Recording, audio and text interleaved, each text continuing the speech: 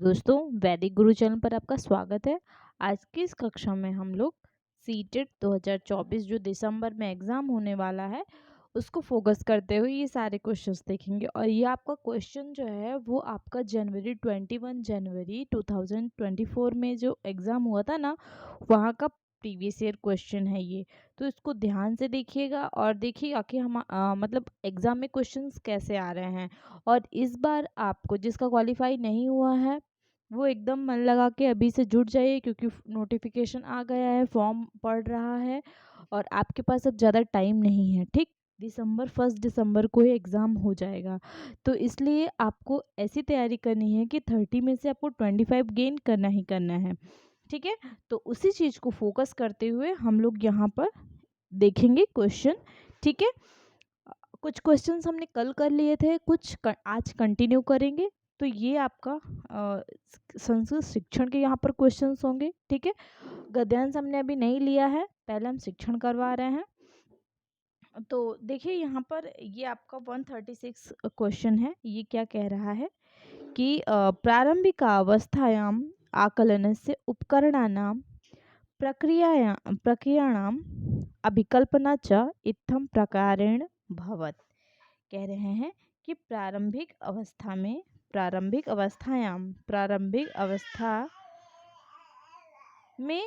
आकलन से उपकरणानाम आकलन करने का, मूल्यांकन करने की उपकरण प्रक्रियाणाम अभिकल्पना च इत्थम प्रकारेण भवेत्। उपकरणों की मतलब प्रारंभिक अवस्था में जो प्रारंभिक बच्चे की जो प्रारंभिक अवस्था होती है उसमें आकलन से उपकरणानाम आकलन का उपकरण और प्रक्रियाणाम अभिकल्पना प्रक्रियाओं की अभिकल्पना इत्थम प्रकारेण भवेत् किस प्रकार की होती है, किस प्रकार का वो डिजाइन किया जाता है। तो आप ऑप्शन क्या कहता है, पहला, इन शिक्षार्थिभ्यः परीक्षण पत्राणि परीक्षाः च यथोचिताः सुस्पष्टाः च भवेत्। यह सुनिश्चित करना कि परीक्षण पत्र और परीक्षाएं शिक्षार्थियों के लिए उपयुक्त और स्पष्ट होनी चाहिए हो।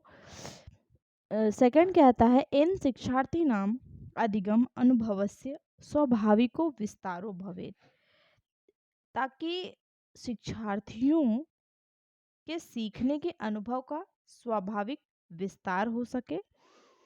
थर्ड कहता है कि शिक्षार्थी नाम प्रगति है, शिक्षार्थी मतलब विद्यार्थी की जो प्रगति है, प्रगति इत्यस्य मतलब उनकी प्रगति, छात्रस्य समग्र कक्षा प्रदर्शन संदर्भे वर्णनम विश्लेषणञ्च भवेत्। कह रहे हैं कि शिक्षार्थियों की प्रगति का वर्णन और विश्लेषण छात्र के समक्ष समग्र मतलब सभी कक्षा प्रदर्शन के संदर्भ में किया जाना चाहिए।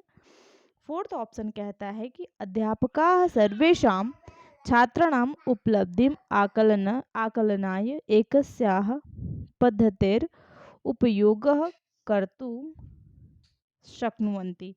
शिक्षण सभी छात्रों की उपलब्धि का आकलन करने के लिए एक ही पद्धति का उपयोग कर सकते हैं। देखिए, ये जो एग्ज़ाम मतलब ये जो आपका पेपर है, इसका जो आंसर है वो मैंने जो लास्ट में आंसर की आई थी वहाँ से मैंने लिया है। ठीक है, तो सीटेट के वेबसाइट से लिया है।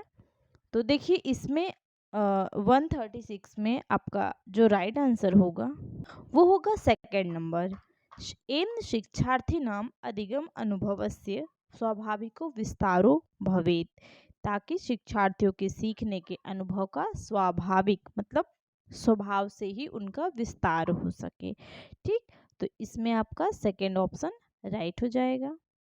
नेक्स्ट क्वेश्चन हम देखेंगे, हमारा 137 क्या कहता है कि बालानाम संज्ञानात्मकम विकासम भाषा च। बालकों की जो संज्ञानात्मक विकासम भाषा, बालानाम बालकों का संज्ञानात्मक विकास और भाषा क्या है। फर्स्ट कहता है कि उद्दीपन प्रतिक्रियाया संबंधितेन सिद्धांतेन तथा च अनुकरणस्य प्रक्रिया संबंधितो अस्ति। उत्तेजना प्रतिक्रिया के साथ साथ अनुकरण की प्रक्रिया से संबंधित सिद्धांत से संबंधित है। यह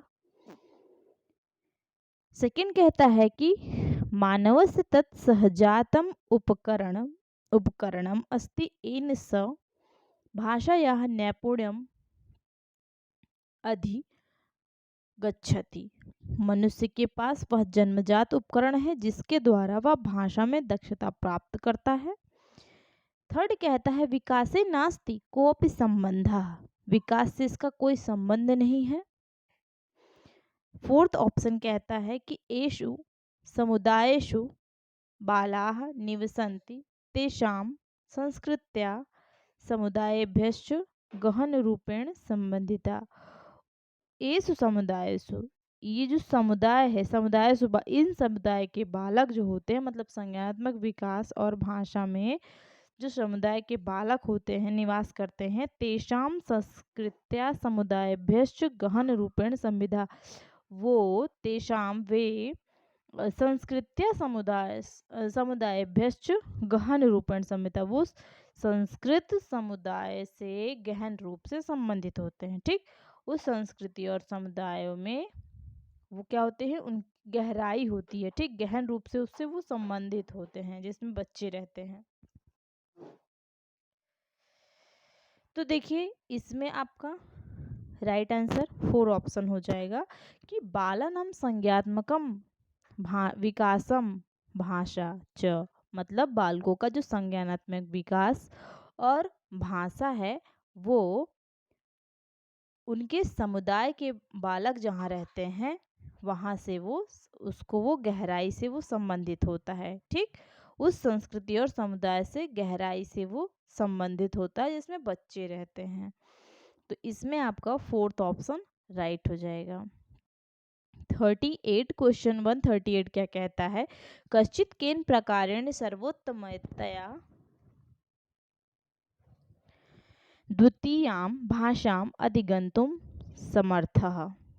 कह रहे हैं कि कश्चित केन प्रकारेण, कोई व्यक्ति कोई किस प्रकार से सर्वोत्तमतया द्वितीयां भाषाम अधिगंतुम समर्थः, दूसरी भाषा प्राप्त करने में सर्वोत्तम रूप से सक्षम होता है। मतलब कोई व्यक्ति किस तरीके से दूसरी भाषा को प्राप्त करने में सर्वोत्तम रूप से समर्थ होता है, सक्षम होता है। क्वेश्चंस वही आते हैं। ठीक, सिर्फ और सिर्फ उसका थोड़ा उसको लेंदी बना देते हैं, घुमा देते हैं। ठीक, जो आपका प्रीवियस ईयर क्वेश्चन है एग्जाम में वही क्वेश्चंस आते हैं, लेकिन उसको क्या करते हैं, घुमा दिया जाता है। इसमें फर्स्ट क्या ऑप्शन कहता है, तादृश्याम कक्षायाम यत्र भावान व्याकरणे ध्यानं ददाति अध्यापकस्य सहयोगम च प्राप्नोति।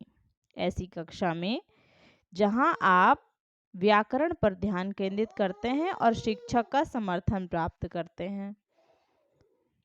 स्वसमाजे सहजातवाचकैः सह सतत संपर्केण, अपने समाज में, स्वसमाजे मतलब अपने समाज में, सहजातवाचकैः जन्मजात वक्ताओं से सह सतत संपर्केण, निरंतर वक्ताओं से निरंतर संपर्क रहता है। ठीक, संपर्क के द्वारा द्वितीय भाषा सीखी जा सकती है।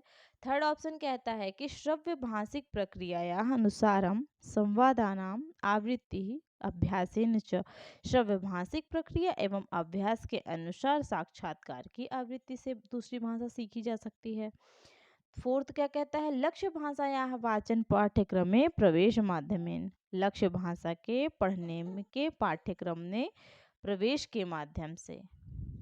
तो देखिए इसमें आपका राइट आंसर हो जाएगा सेकंड ऑप्शन। ठीक, जहाँ खुद से कोई भी काम किया जाता है वो पॉजिटिव होता है। स्वसमाजे सहजातवाचकै सह सतत संपर्केण, स्वसमाजे अपने समाज से, सहजातवाचकै जो अपने मतलब एक कैटेगरी के, जैसे बच्चे हैं तो बच्चे मतलब अपने एज के, सहजातवाचकै ही अपने एज के जो वक्ता होते हैं, सह सतत संपर्केण, उनके साथ सतत मतलब लगातार संपर्क में रहकर दूसरी भाषा सीखी जा सकती है। ये आप ऑप्शन सेकंड राइट हो जाएगा। 139 भाषाया अधिगम प्रक्रिया अति गहना या आजन्मादात् मृत्यु चलति। अनेन कथनेन भवान सहमतो न वा। कह रहे हैं कि भाषाया अधिगम प्रक्रिया, भाषा अधिगम की प्रक्रिया अति गहन या अजन्मादात् मृत्यु चलति। भाषा अर्जन की प्रक्रिया बहुत गहरी है जो जन्म से लेकर मृत्यु तक चलती रहती है। अजन्मा, जन्मदा, मृत्यु, जन्म से लेकर मृत्यु तक चलती रहती है। अनेन कथनेन भवान सहमतो न वा। आप इस कथन से सहमत हैं या नहीं? अहमनेन कथनेन सहमतो अस्मि। मैं इस कथन से सहमत हूँ। अहमनेन कथनेन असहमतो अस्मि। मैं इस कथन से असहमत हूँ। अहमनेन कथनेन आंशिक रूपेण सहमति स्थित, मतलब इसमें कह रहे हैं कि आंशिक रूप से सहमत है और इसमें आंशिक रूप से असहमत है। ठीक, इसका मैंने समझा दिया अर्थ इसका। अब देखिए इसमें राइट आंसर क्या हो जाएगा कि अहमनेन कथनेन असहमतो अस्ति। इसका राइट आंसर सेकंड ऑप्शन हो जाएगा। कि जो अधिगम होता है, इसमें अधिगम की बात की गई है। ठीक, अधिगम की बात की गई है।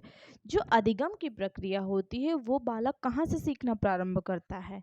वो स्कूल से, समाज से सीखना प्रारंभ करता है। ठीक, वहाँ पे उसका वातावरण मिलता है। लेकिन जो अर्जन होता है वो जन्म से चलती है, बच्चा आस पास पड़ोस से सीखता है। तो इसलिए यहाँ पर ये इस कथन असहमत हैं इस, क्योंकि ये जो भाषा अधिगम की प्रक्रिया है वो स्कूल से स्टार्ट होती है, घर से नहीं। लेकिन अगर अर्जन यहीं पर होता तो अर्जन तो कहीं भी हो सकता है, अर्जन तो हम अपने घर से स्टार्ट करते हैं। ठीक, तो इसलिए सेकंड ऑप्शन राइट। 140 क्वेश्चन क्या कहता है कि कक्षायां बाल शिक्षार्थिभ्यः मुद्रित पुस्तकैः सह श्रव्य पुस्तकानि तथा च स्पर्शग्राही ज्ञानजनकानि पुस्तकानि स्युः यतोहि। कह रहे हैं कि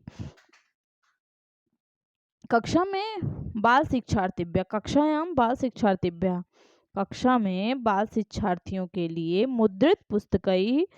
मुद्रित पुस्तकों के साथ साथ श्रव्य पुस्तकानि, श्रव्य पुस्तक मतलब ऑडियो बुक्स जो होती हैं, तथा च स्पर्शग्राही ज्ञानजनकानि, स्पर्श सीखने वाली पुस्तकें।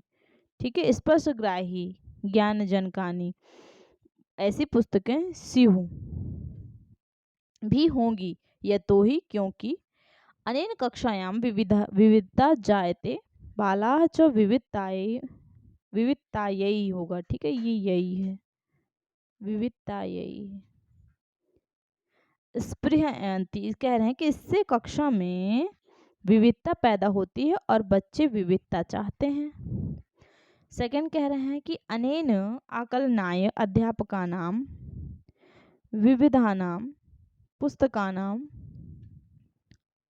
प्रयोगाय स्वायत्ता भवति।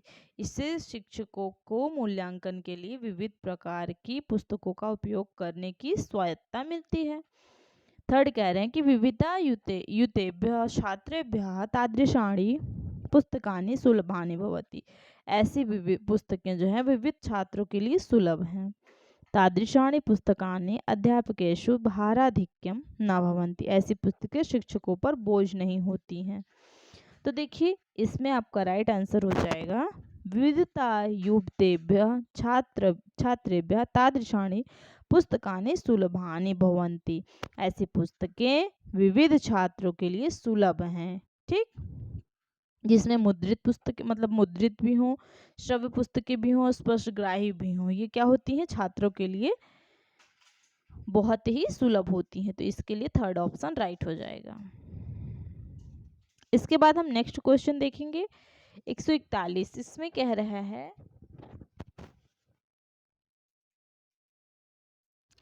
एकेन अध्यापकेन पंचम कक्षायाः छात्रेभ्यः सत्वरेण कथा एका पठनाय अनन्तरं च चत्वारि चित्राणि क्रमेण योजनाय कथितम्। अस्याः गतिविधेः किम् उद्देश्यम् अस्ति? एक शिक्षक ने पांचवी कक्षा के छात्र से सत्वरेण कथा एका पठनाय अनंतरम जल्दी से एक कहानी पढ़ने और फिर चत्वारि चित्राणि क्रमेण योजनाएं कथितम, और फिर क्रम में 4 चित्र बनाने को कहा। अस्या गतिविधि किम उद्देश्यम अस्ति, यह गतिविधि का क्या उद्देश्य है। चित्राणि पत्राणांच क्रमेण योजनम, चित्रों एवं पत्रों को क्रम में व्यवस्थित करना। सारांश रूपेण पठनाय अभ्यास करणम, सारांश के रूप में पढ़ने का अभ्यास करें। थर्ड कहता है कि विशिष्टा सूचना ज्ञातुम पठनाभ्यास करणम, विशिष्ट जानकारी जानने के लिए पढ़ने का अभ्यास करें। फोर्थ कहता है कि कक्षायाम प्रयुक्तानाम नूतनानाम कठिनांच शब्दानाम पुनरावृत्ति, कहानी में प्रयुक्त नए एवं कठिन शब्दों की पुनरावृत्ति। तो देखिए यहाँ पर आपका राइट आंसर हो जाएगा सेकंड ऑप्शन, सारांश रूप में पढ़ने का अभ्यास करना। ठीक, सेकंड ऑप्शन राइट। इसके बाद हम नेक्स्ट क्वेश्चन देखते हैं 142। एवं विधि पठनस्य कतिपयानि अधिगम उद्देश्यम कार्याणि च सन्ति, शिक्षार्थिनः अपेक्षन्ते यत्ते विषय वस्तु विस्तारेण दत्तावधानेन च पठेयुः एतदस्ति।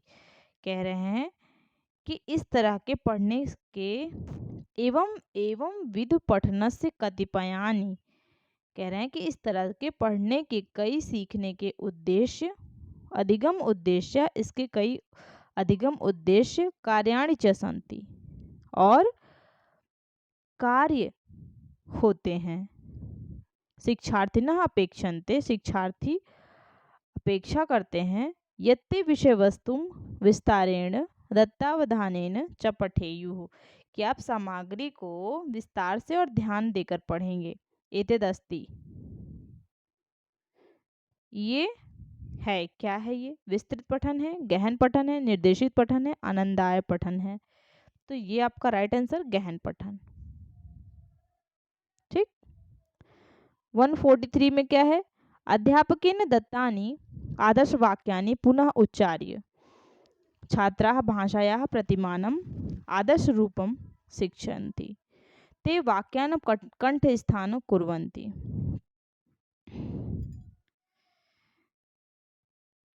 उचित रूपेण च अभ्यासे कृति सति अध्यापक स्थान प्रोत्साहयति, अनेन प्रकारेण अध्यापकं किं करोति। कह रहे हैं कि अध्यापकेन दत्तानि, अध्यापक के द्वारा दिया गया, आदर्श वाक्यानि, आदर्श वाक्य, पुनः उच्चार्य छात्राः, उसको पुनः उच्चार्य छात्रा, फिर से उच्चारण करते हुए छात्र, भाषायाः प्रतिमानम आदर्श रूपम शिक्षन्ति, वो क्या है, वो एक प्रतिमान, मॉडल के रूप में, आदर्श रूपम शिक्षन्ति, आदर्श रूप में सीखते हैं। ते वाक्यान कंठस्थान कुर्वन्ति, वे वाक्य को याद कर लेते हैं। उचित रूपेण च अभ्यासे कृति सन्ति, उचित रूप से उसका अभ्यास करते हैं। सन्ति है ये, ठीक है, सन्ति।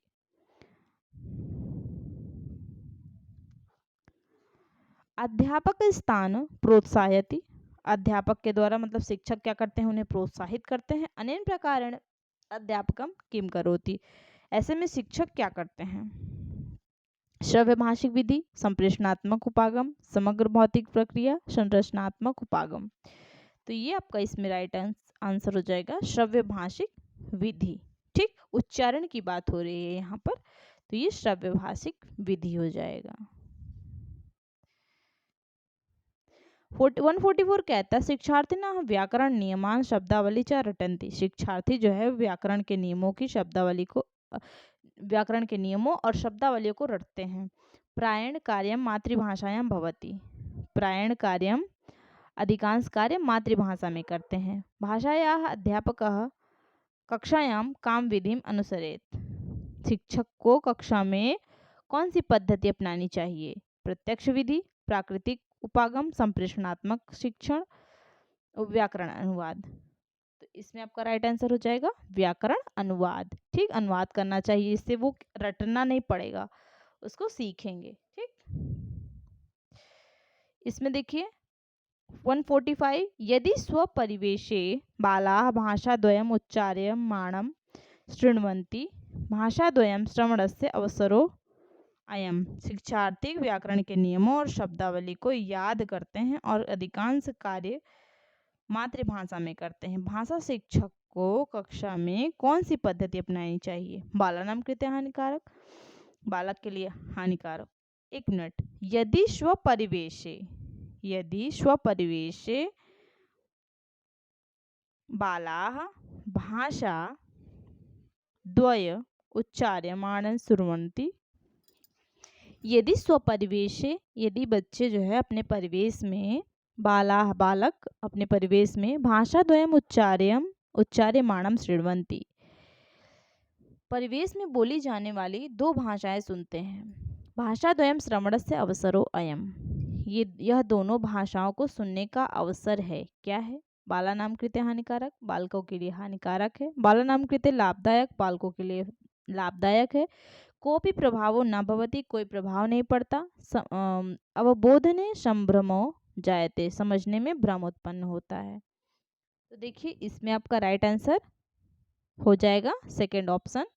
अपने परिवेश में क्या कर रहे हैं? सुन रहे हैं ना 2 भाषाएं, तो ये क्या हो गए? बालकों के लिए लाभदायक होगी। 146 कहता है पठन अधिगमे मुख्य बाधा अस्ति प्रेरणा तथा च उत्तम बाल साहित्यस्योपलब्धि बाधाम एताम दूरीकरणाय। कह रहे हैं इसमें कि पठन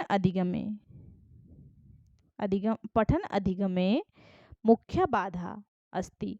अधिगम में मतलब अधिगम में मुख्य बाधा है प्रेरणा तथा च उत्तम बाल साहित्यस्योपलब्धि, प्रेरणा और उत्तम बाल साहित्य की उपलब्धि।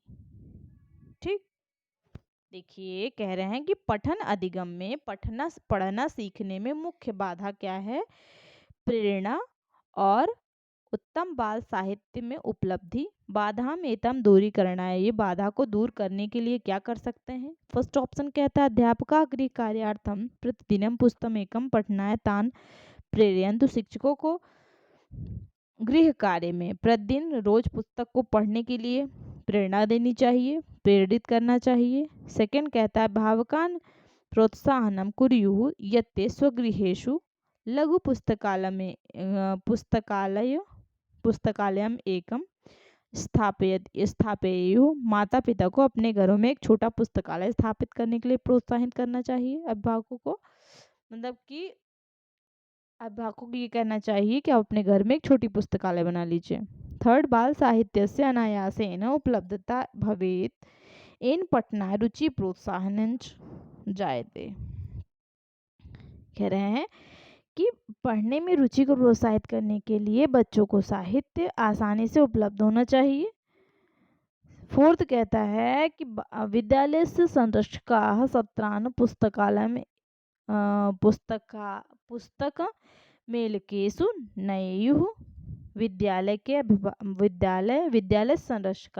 के संरक्षक को सत्र में साल भर में पुस्तक मेलकेषु नयेनु, मतलब विद्यार्थियों को क्या करना चाहिए? पुस्तक मेला ले जाना चाहिए। एने ये ते पुस्तकानां पठने प्रोत्साहिता स्युः तथा च तेषां रुचि भवेत्, ताकि वे किताबें पढ़ने के लिए प्रोत्साहित हो और उन्हें रुचि पैदा हो उनमें। तो इसमें आपका राइट आंसर हो जाएगा थर्ड ऑप्शन। बाल साहित्य से अनायासेन उपलब्धता भवेत् येन पठनाय रुचि प्रोत्साहनञ्च जायते। बच्चों को बाल साहित्य पढ़ने के लिए उनमें रुचि प्रोत्साहित करना चाहिए। ठीक, ये बहुत ही अच्छा आंसर है, थर्ड ऑप्शन राइट। 47 कहता है प्रारंभिक स्तरे भाषायाः कौशलम आकलनाय भाषायाः अध्यापका कुत्र ध्यानं दद्यात्। प्रारंभिक स्तर पर भाषा के कौशल के आकलन के लिए भाषा या अध्यापका कुत्र ध्यानं दद्यात्, भाषा के अध्यापक को क्या ध्यान देना चाहिए? वर्णमाला अक्षराणाम परिज्ञानाय, वर्णमाला अक्षर का ज्ञान। विरामादि चिन्हानि प्रयोगे, विरामादि चिन्ह का प्रयोग समुचित रूपेण पठने, समुचित रूप से पढ़ना, अवबोधन पूर्वकम पठने, अवबोध रूप से पढ़ना। तो देखिए इसमें आपका राइट आंसर हो जाएगा 4 ऑप्शन, अवबोध पूर्वकम पठने। 48 कहता है एक सम्यक भाषण गतिविधि सा अस्ति, एक सम्यक भाषण गतिविधि है यस्मिन जिसमें अध्यापक सम्यक रूपेण व्याख्या करोति, अध्यापक सम्यक रूप से व्याख्या करता है, शिक्षार्थिना अधिकम शृण्वन्ति, शिक्षार्थी अधिक सुनते हैं, शिक्षार्थिना अधिकम आलपन्ति, शिक्षार्थी अधिक बोलते हैं, प्रामुख्येन वार्तालाप प्रियाणाम छात्राणाम मुख्यम योगदानम भवति, प्रमुख रूप से वार्तालाप प्रिय छात्रों को मुख्य योगदान, उनका योगदान मुख्य होता है। ठीक, तो देखिए एक सम्यक भाषण की गतिविधि में इसमें आपका राइट आंसर हो जाएगा 3rd ऑप्शन, शिक्षार्थी का योगदान इसमें ज्यादा हो, जिसमें केवल इसमें कह रहा है प्रमुख रूप से जो वार्तालाप कर सकते हैं वही, तो ये तो भेदभाव हो जाएगा ना। और सम्यक रूप से व्याख्या अध्यापक तो नहीं हो सकता, शिक्षार्थी ना अधिक श्रृणवंती ज्यादा सुनते नहीं, जिसमें शिक्षार्थी ज्यादा बोले, ठीक, वो हो जाएगा। तो ये 3rd ऑप्शन राइट। 49 क्या कहता है कि पाठस्य प्रारंभे अध्यापकेन छात्रा समूहेषु विभक्ता, पाठ के प्रारंभे अध्यापक जो है छात्र को समूह में विभक्त करते हैं। कथितंच समाचार पत्रे पठितम रुचिकरम आलेखम अधिकृत्य विचार विनिमयम कुर्वन्तु। उसके बाद क्या कहते हैं कि जब उनको समूह में विभक्त कर लेते हैं तो कथिनंच समाचार पत्र में पढ़े गए एक दिलचस्प लेख, मतलब जो अच्छा रुचिकर लेख है उसके बारे में विचारों का आदान प्रदान करना, मतलब करने के लिए कहते हैं। विचार विनिमय से परस्पर वार्तालाप से ऐसा प्रक्रिया किमर्थम अस्ति, विचार विनिमय परस्पर वार्तालाप यह प्रक्रिया है मौखिक प्रवाह अभ्यास, नियंत्रितो मौखिक अभ्यास, निर्देशितो मौखिक अभ्यास, सक्रिय श्रवणम, सक्रिय रूप से श्रवण करना। तो देखिए इसमें आपका राइट आंसर हो जाएगा 1st ऑप्शन, मौखिक प्रवाह अभ्यास। ठीक, इसके बाद देखिए नेक्स्ट क्वेश्चन क्या कहता है 150, समग्र भाषा उपागम किमस्ति, समग्र भाषा उपागम क्या है, अर्थ आधारित, कौशल आधारित, ध्वनि सम्मिश्रण, ध्वनि का मिश्रण, ध्वनि नाम संकेत संबंधे निष्कर्ष ज्ञापनम, ध्वनि संकेतक संबंध, ध्वनि संकेत से संबंध निष्कर्ष का ज्ञापन। ठीक, मतलब ध्वनियों के संकेत के संबंध में निष्कर्षों की सूचना। तो समग्र भाषा उपागम जो होती है वो अर्थ पर आधारित होती है। ठीक, किस पर, अर्थ पर आधारित होती है। तो इसमें आपका राइट आंसर हो जाएगा 150, ये 1st ऑप्शन। ठीक, ये आपका राइट हो जाएगा। तो यहाँ पर आप आज हमने कुछ क्वेश्चंस डिस्कस किए हैं और मैंने जो है आपको सारे क्वेश्चंस करवा दिए हैं जो 21 जनवरी 2024 में जो एग्ज़ाम हुआ था उसका मैंने सारा क्वेश्चन करवा दिया है।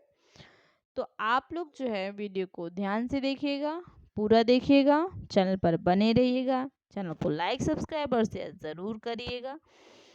और आपको अगर कोई भी क्वेरी हो तो आप हमें कमेंट बॉक्स में कमेंट कर सकते हैं। ठीक है, कोई भी संस्कृत या फिर हिंदी या फिर CDP किसी से रिलेटेड कुछ वीडियो चाहिए, कुछ और एक्स्ट्रा चाहिए, गद्यांश पद्यांश जो भी चाहिए, उसके लिए आप हमें हमारे कमेंट में कमेंट कर सकते हो।